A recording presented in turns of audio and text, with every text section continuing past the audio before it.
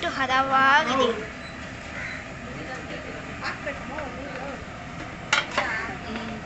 Mostly ಒಂದು 5 kg ಇರ್ಬೋದು, ಅನ್ನಕ್ಕಾಗಲ್ಲ.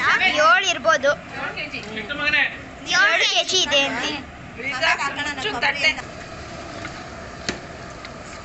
Spicy mutton biryani. Wow, ಕೊಬ್ಬು ನೋಡಮ್ಮ ಹೆಂಗೈತೆ. ಟೇಸ್ಟ್ ಮಾತ್ರ ಸೂಪರಾಗಿ ಬರುತ್ತೆ. ನಲ್ಲಿ ಮುಳೆ ನೋಡು.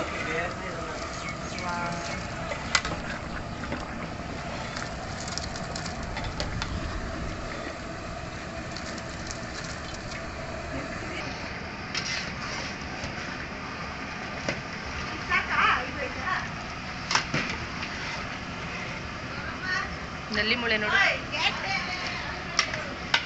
ಇನ್ನೊಂದು 3 minutes ಅಷ್ಟೇ.